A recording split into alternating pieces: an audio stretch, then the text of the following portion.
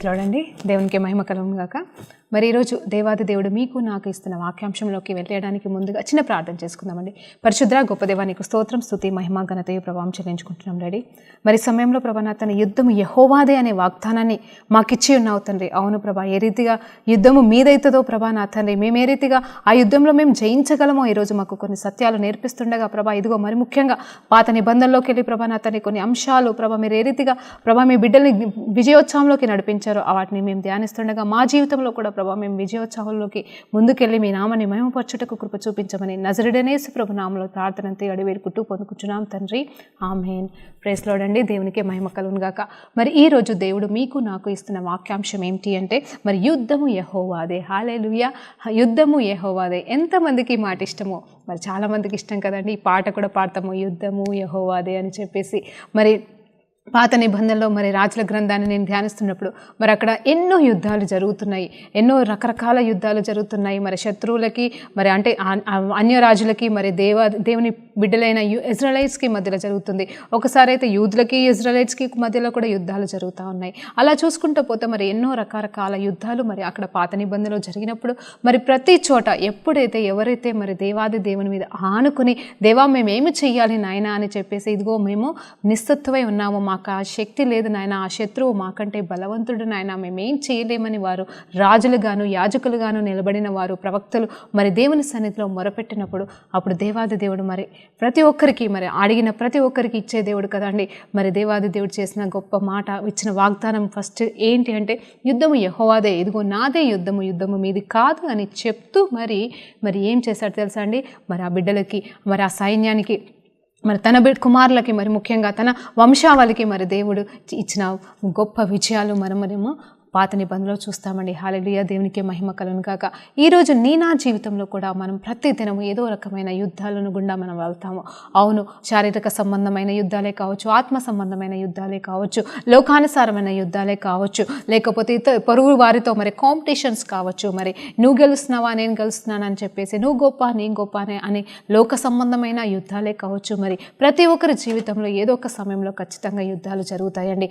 అవునండి, నేను అంటున్నది ఏంటంటే మరి ఏదో పెద్ద చంపుకునే కొట్టుకునే యుద్ధాల గురించి మాట్లాడట్లేదు. మరి సరిహద్దుల్లో జరుగుతున్న దేశాలకి మధ్యలో జరుగుతున్న యుద్ధాల గురించి అనే మాత్రమే నేను చెప్పట్లేదు. కానీ అంటే అది కూడా నా టాపిక్ అండి ఈరోజు.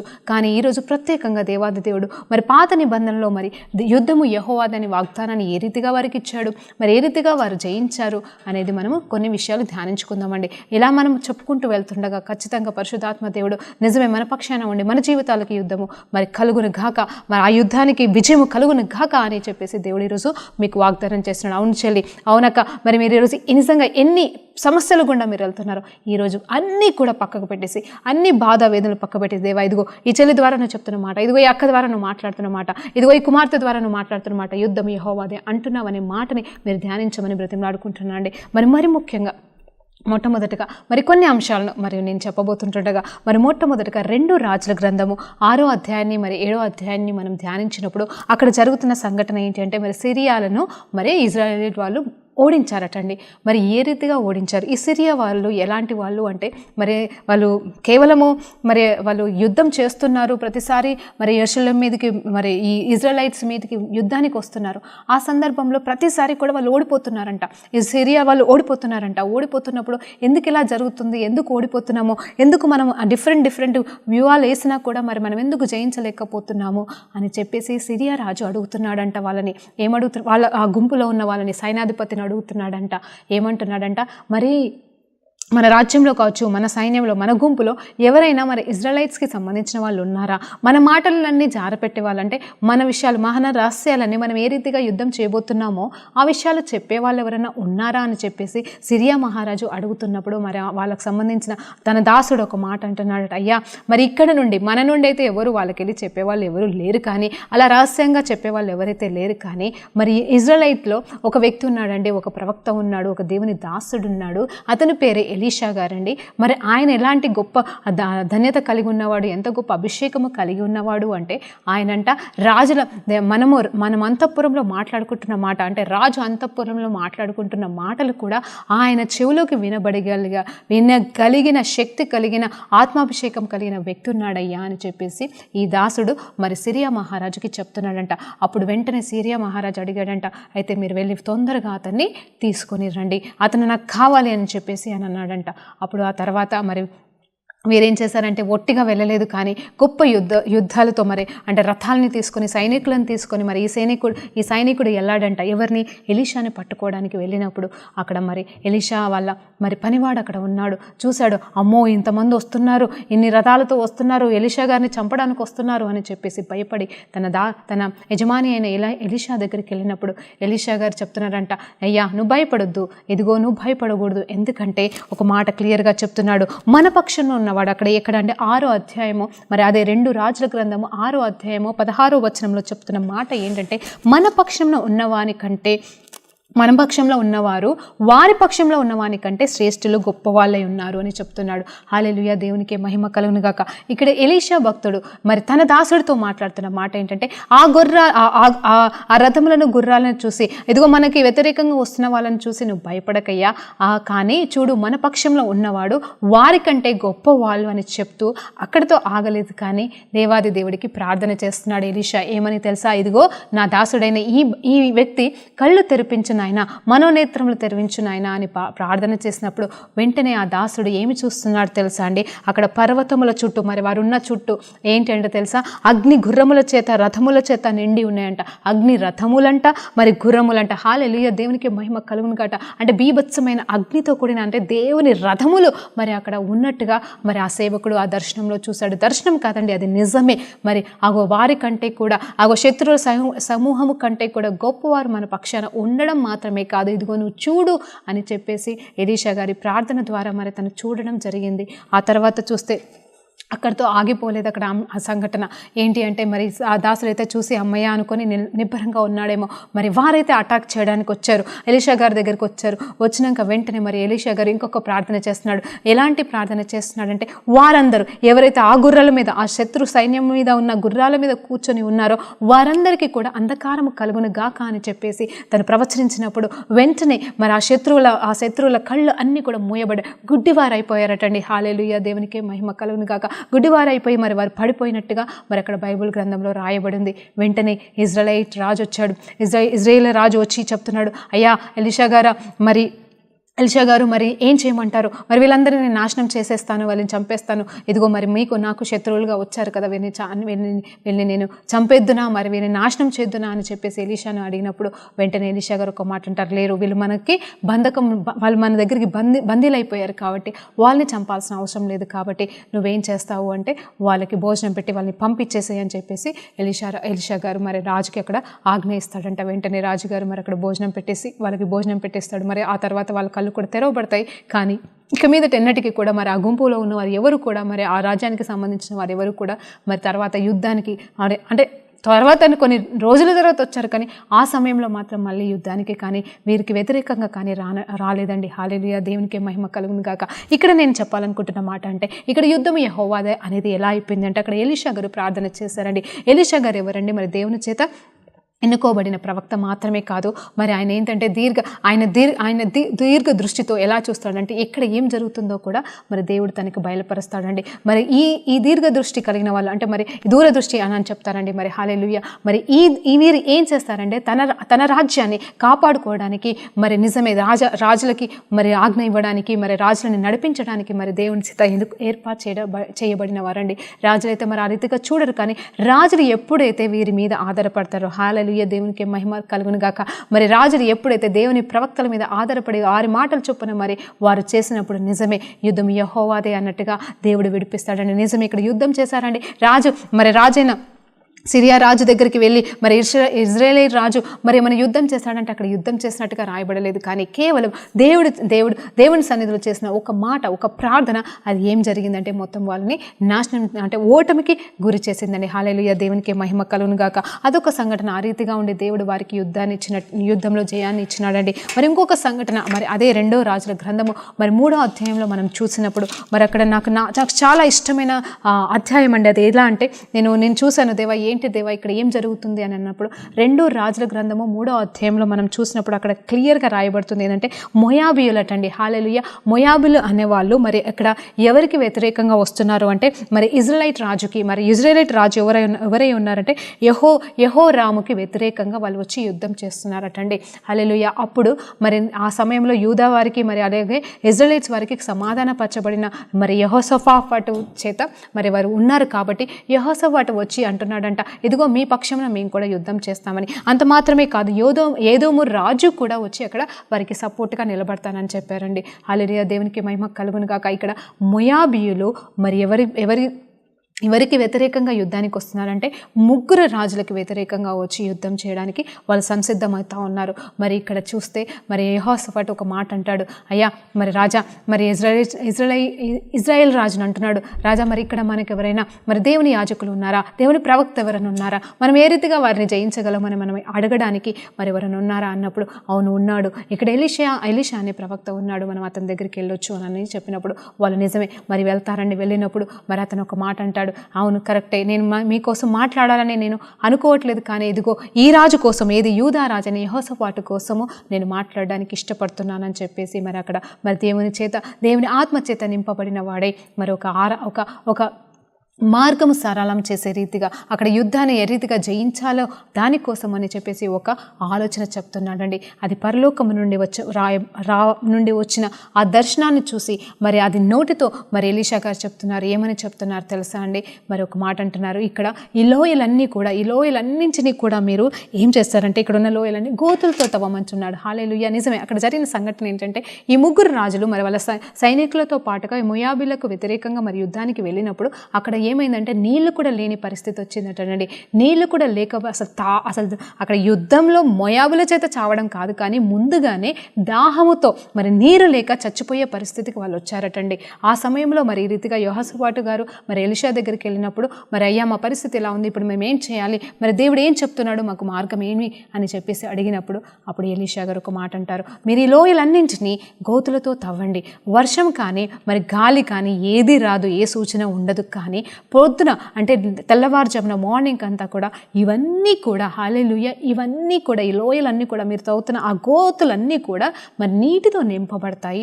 అంత మాత్రమే కాదు, ఇది చాలా చిన్న సంఘటన. ఇలా ఈ రీతిగా మీరు తవ్వి పెట్టిన ఈ గోతులు నీళ్ళతో నింపబడడం అనేది చిన్న విషయమే, కానీ దేవాది దేవుడు నిశ్చయంగా మొయాబులను మీ చేతికి అప్పచెప్పబోతున్నాడు అని చెప్పేసి అక్కడ దేవుని నామంలో ప్రవచిస్తాడండి. దేవునికి మహిమ కలుగును గాక. ఆ తర్వాత నిజమే మరి ఆ ప్రవక్త చెప్పినట్టుగానే మరి వాళ్ళు ఏం చేశారంటే ఆయన మాటకి లోబడి ఆ లోయల్లో గుంటలన్నీ తవ్వారటండి. నిజంగానే పొద్దున లేసేసరికి అదంతా కూడా నీళ్ళతో నింపబడిందంట. హల్లెలూయా, దేవునికి మహిమ కలుగును గాక. వాళ్ళు సేద తీర్చబడ్డారు, వారి దాహం తీర్చుకున్నారు. మరి యుద్ధానికి మరి నెక్స్ట్ డే యుద్ధం కోసం వాళ్ళు సంసిద్ధమై రెడీ అవుతున్న సమయంలో అక్కడ జరిగిన సంఘటన ఏంటంటే మొయాబీయులు చూస్తున్నారట, దూరం నుండి చూస్తున్నారు. చూసి అదేంటి అనుకున్నారు. ఏంటి అంటే అక్కడ ఏం జరిగిందంటే ఎప్పుడైతే ఉదయకాల సమయమున సూర్యకిరణాలు ఆ నీటి మీద, ఆ లోయల్లో నింపబడిన నీటి మీద పడేసరికి, యాక్చువల్గా వాళ్ళకి కూడా తెలుసు కదండి అక్కడ నీళ్ళు అనేవి లేనే లేవు. హల్లెలూయా, నీళ్ళు లేవు, అక్కడంతా కూడా ఎడారి లాంటి ప్రదేశం కాబట్టి వాళ్ళు అది నీళ్ళని అనుకోలేక మరి సూర్యకిరణాలు ఎప్పుడైతే దాని మీద పడుతుందో వాళ్ళకి ఎలా కనిపిస్తుందంటే మరి ఎర్రటి రక్తములాగా కనిపిస్తుందటండి. మొయాబులు అది చూసి ఏమనుకున్నారు తెలుసా, ఈ 3 రాజులు వాళ్ళే కొట్టుకొని చంపేసుకున్నట్టున్నారు, వాళ్ళే యుద్ధం చేసుకొని నాశనమైపోయినట్టున్నారు. ఇదిగో పద మనం ఆ కొల్ల సొమ్మును, వాళ్ళు నాశనమైపోయారు కాబట్టి వాళ్ళ రక్తం ఏరులుగా పారుతుంది, నిండిపోయింది సముద్రం వలె, చెరువుల వలె, కాబట్టి ఇప్పుడు మనం వెళ్ళి మనం అక్కడ ఉన్న కొల్ల సొమ్మును అంతా కూడా మనం తెచ్చుకుందామని చెప్పేసి మొయాబులు వాళ్ళంతా కూడా మరి ఆ ప్రదేశానికి వచ్చారటండి. ప్రదేశానికి వచ్చి వాళ్ళ దగ్గరికి వస్తున్నారు, వాళ్ళు చనిపోయి ఉన్నారేమో అనుకుని వచ్చేసరికి వెంటనే ఇజ్రాయేల్ ఏం చేశారో తెలివిగా మరి ఏం చేశారంటే వీళ్ళని హతమార్చినట్టుగా మరి అక్కడ బైబిల్లో రాయబడింది. హల్లెలూయా, దేవునికి మహిమ కలుగును గాక. ఈ రీతిగా దేవాది దేవుడు వారికి మరి ఆ యుద్ధంలో విజయాన్ని ఇచ్చాడండి. ఏ రీతిగా అండి, కేవలము ఒక ప్రవక్త మాటని, దేవుని దగ్గర నుండి వచ్చిన ప్రవక్త మాటని మరి వాళ్ళు ఒబీడియంట్గా అంటే విశ్వాసంతో నమ్మి పాటించినప్పుడు వాళ్ళు ఆ యుద్ధంలో గెలవడం జరిగిందండి. మరి ఈ రోజులలో నువ్వు నేను ఎవరి స్వరం వింటున్నాము? అవును, మనమైతే ఒక్కొక్కసారి దేవుని స్వరం అయితే వినలేము. కనీసము మరి మన ప్రవక్తలు మరి మన కోసము మరి దేవుడిచ్చే ఇవ్వబడిన ప్రవక్తల స్వరాన్ని మనం విని ముందుకు సాగినప్పుడు నిజంగానే మనం గొప్ప దీవెనలు పొందుకుంటామండి. ఎన్నో విషయంలో మనం దీవెనలు పొందుకుంటాం. నిజమే, గుడ్డిగా నేను వాళ్ళని నమ్మమని చెప్పట్లే. వాళ్ళ మాట నిజంగా దేవుని నుండి వచ్చిందా కాదా అనేది మీరు గ్రహించాల్సిన అవసరం ఉంది. నిజమే, కనిపెట్టాల్సిన అవసరం ఉంది. అంటే ఒకప్పటి మరి ఎలీషా లాంటి గొప్ప భక్తులు అయితే ఇప్పుడు మన జీవితంలో లేరు, మన కాలంలో లేరు. కానీ ఉన్నారండి, కానీ వాళ్ళు ఎక్కడున్నారో మనకి తెలియట్లేదు. ఒకసారి కొంతమంది ప్రవచించింది నిజమవుతుంది, కొంతమంది ప్రవచించింది నిజం కావట్లేదు. కాబట్టి ఏమో ఇది నిజమా కాదా అనే ఒక ఆందోళన, ఒక కన్ఫ్యూజన్ అనేది జరుగుతుంది. కానీ అది పాత నిబంధన అండి. హల్లెలూయా, అది పాత నిబంధన. కానీ కొత్త నిబంధనల ప్రకారంగా నువ్వు నేను దేవుని సన్నిధిలో నిలబడి దేవుని దగ్గర వేచి ఉన్నప్పుడు దేవాది దేవుడే స్వయంగా మనతో మాట్లాడబోతున్నాడండి. దేవునికి మహిమ కలుగును గాక. ఆయన స్వరం విన్నప్పుడు అక్కడ కన్ఫ్యూజన్ ఉండదు. దేవునికి మహిమ కలుగును గాక.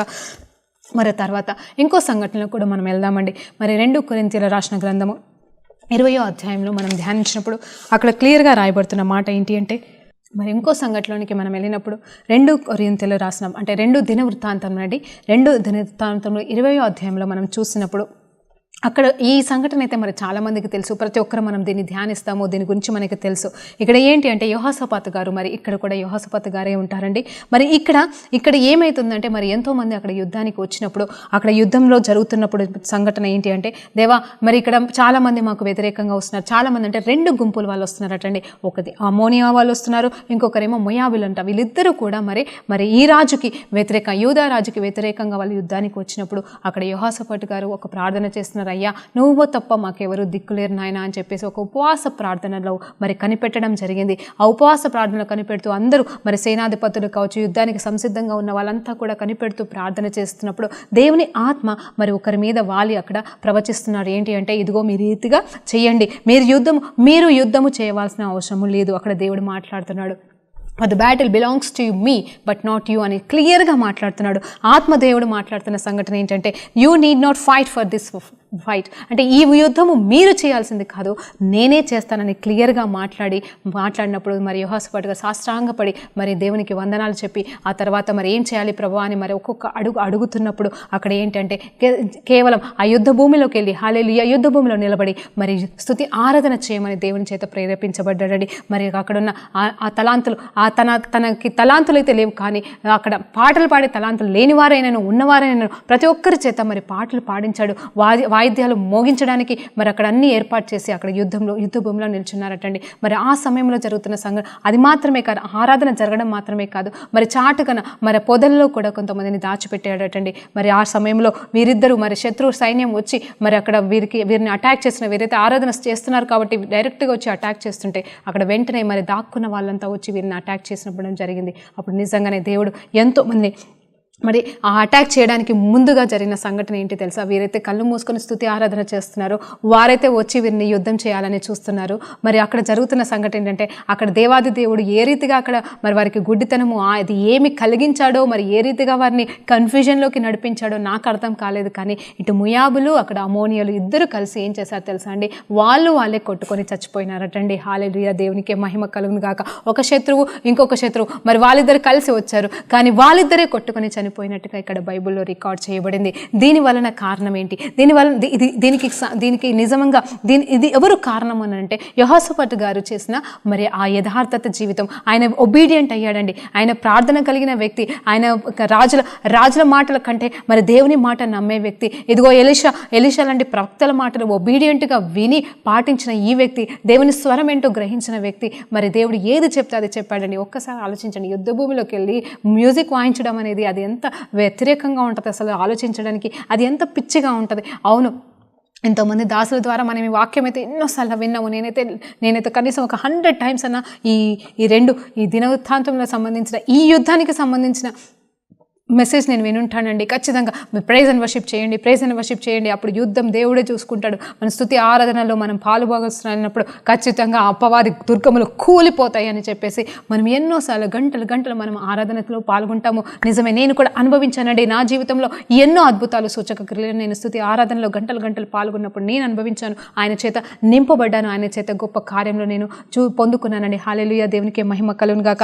ఇక్కడ ఏంటి అంటే శత్రువులే నాశనం అయిపోయారు అంటే వాళ్ళకే కన్ఫ్యూజన్ వచ్చేసి వాళ్ళే పారిపోవడం మాత్రమే కాదు, వాళ్ళు ఏదో అక్కడ వీళ్ళని చూసి పారిపోవడం కాదు, కానీ వాళ్ళే కొట్టుకొని చచ్చిపోయినట్టుగా, నాశనం అయిపోయినట్టుగా మరి అక్కడ బైబిల్లో రికార్డ్ చేయబడింది. అంత మాత్రమే కాదు, ఆ తర్వాత యుద్ధము యెహోవాదే, మీది కాదు యుద్ధము నాదేనని చెప్పిన దేవుని మాట కూడా నెరవేర్చడం జరిగిందండి. హల్లెలూయా, దేవునికి మహిమ కలుగును గాక. మరి ఆ తర్వాత చూస్తే ఇంకొక సంఘటన కూడా మన దగ్గర ఉందండి. ఇక్కడ ఏంటి అంటే మరి ఎన్నో సంఘటనలు ఉన్నాయి. దావీదు గురించి నేను మీతో ఒక మాట మాట్లాడాలనుకుంటున్నాను.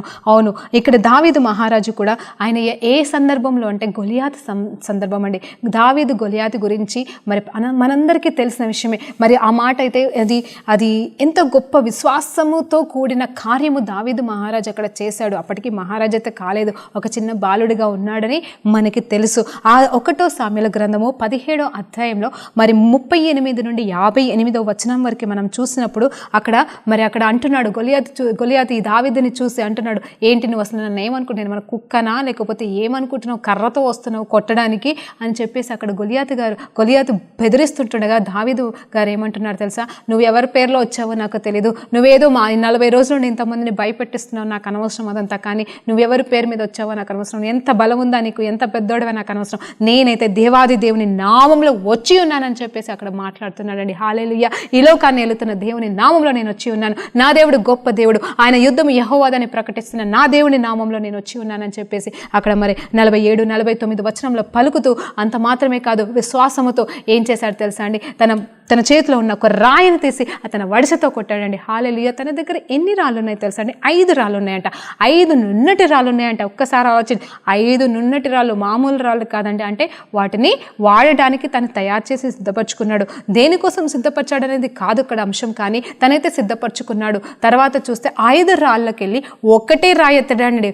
మరి 5 ఒకటి తర్వాత ఒకటి వాడి మరి ఒకటి తప్పిపోతే, గురి తప్పిపోతే ఇంకొకటి వేయలేదు, కానీ 5లోకి వెళ్ళి ఒక్క రాయిని తీసి ఆ ఒక్క రాయిని ఇలా కొట్టంగానే వెంటనే గొలియాతు మరి పడిపోవడం జరిగింది, అక్కడక్కడే మరణించాడటండి. హల్లెలూయా, దేవునికి మహిమ కలుగును గాక.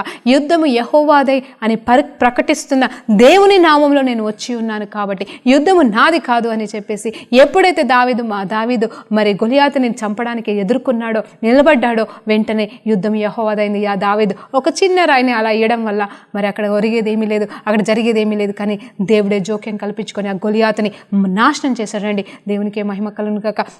ఇక్కడ చూస్తే ప్రతి సంఘటన, ఇప్పటి వరకు చూసిన ఈ 4 సంఘటనల్లో కూడా మరి ఇంకెన్నో సంఘటనలు మనం చెప్పుకోవచ్చు, కానీ ఉన్న కొద్ది సమయాన్ని బట్టి ప్రతి సంఘటనలో కూడా దేవుడు చెప్పిన మాటని, దేవుడు పలికించిన మాటకి లోబడి దేవుడు ఉన్నాడని చెప్పేసి నమ్మిన ప్రతి బిడ్డ జీవితంలో మరి ప్రతి సంఘటనలో మరి అది ఇండివిజువల్గా కావచ్చు, ఒక్కరి పరంగానే కావచ్చు, మరి ఒక గుంపుగా, ఒక సమూహంగా, ఒక రాజ్యమే కావచ్చు, ఒక దేశమే కావచ్చు, కాపాడడానికి దేవుడు సిద్ధంగా ఉన్నాడని చెప్పేసి దేవుడు నిలబడి వారందరికీ యుద్ధంలో విజయాన్ని ఇచ్చినాడండి. ఇక్కడ చూస్తే మరి battle belongs to the lord అన్నాడు. మరి ఒక్క రాయితో దావీదు మహారాజు మరి అక్కడ రాజు అవ్వడానికి గొప్ప కార్యములు కూడా అక్కడే అయిపోయాయి కదండి. మరి ఎలా అంటే మరి అప్పుడే సౌలు దృష్టిలోకి దావీదు కూడా మరి పడినాడు. ఎలా అంటే ఇదిగో సౌలుకు 1000 అయితే దావీదుకు 10,000 మంది అని చెప్పేసి అంత గొప్ప ధన్యత కూడా మరి దావీదు అక్కడ పొందుకున్నట్టుగా బైబిల్ గ్రంథంలో చెప్పబడుతుంది. మరి ఇక్కడ కన్క్లూజన్కి వస్తుండగా నేను ఒకటే మాట చెప్తున్నాను, అవును, నా జీవితంలో కూడా యుద్ధం యెహోవాదే అని మనం ఆయనకి సమర్పిస్తామండి ఖచ్చితంగా. కానీ నువ్వు యుద్ధ భూమిలో ఉన్నావా లేదా? యుద్ధ భూమిలో నువ్వు నిలబడకపోతే యుద్ధం యెహోవాదే ఎలా అని అనుకుంటున్నావు?